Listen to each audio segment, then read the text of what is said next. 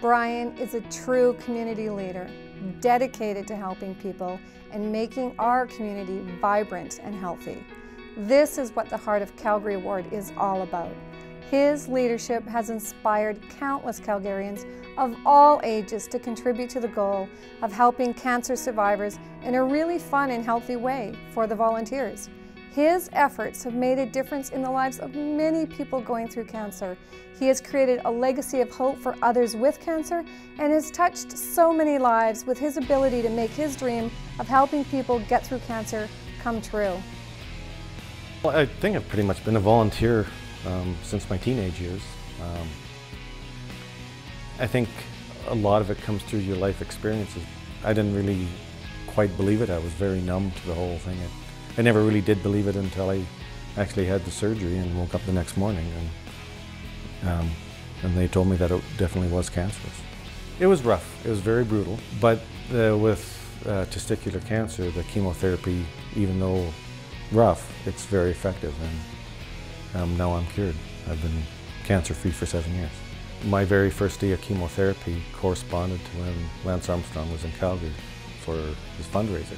Because my wife was so nice, the hospital administration, I got to meet Lance Armstrong my first day of chemo, and it was my inspiration I needed to carry me through those awful days of chemo.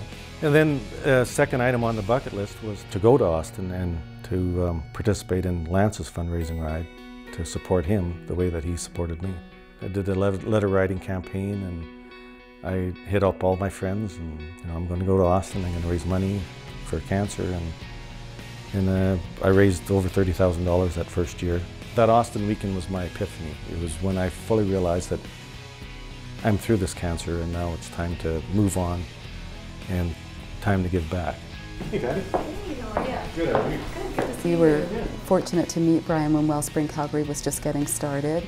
Central to our effort has been making sure that our resources are freely available.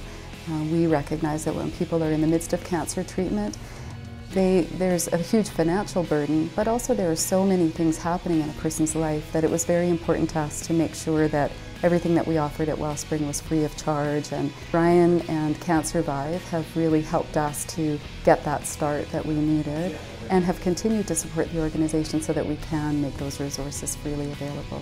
What I really wanted to do was to get more of my friends down in Austin to experience what the weekend was for me. And the best way seemed logically to, well, just ride our bikes from Calgary to Austin. And 6 months later, we had organized the ride and we were riding down to Texas. What has been inspiring for me about Brian has not only been watching him do what he does, but watching the effect that it's had, the community that's really mobilized around cancer and around supportive cancer care, thanks to Brian's leadership. We picked a route off a map, and we did it as a relay ride around the clock, 24 hours. Each team would take different shifts, and we relayed all the way down to Austin, and it took us about 9 days. What really changed for us that first year is just before we were about to leave, someone suggested that a friend of theirs was going through cancer and that maybe we could fly her down to participate with us at the Lance Armstrong event. And all of a sudden, all of our efforts in organizing the event for the last 6 months made sense. So now the event continues. Every year we do the ride, but every rider sponsors what we call a cancer warrior, and that's someone who's in the battle of cancer. His life has included, at every juncture, contributing to the community, supporting, building community, and I think after he was diagnosed with cancer, his first instinct after he was better was to think about how he could turn this around and once again use it as an opportunity to support and build community. I don't consider myself lucky to get cancer, but I think I'm one of the luckiest cancer survivors that I know.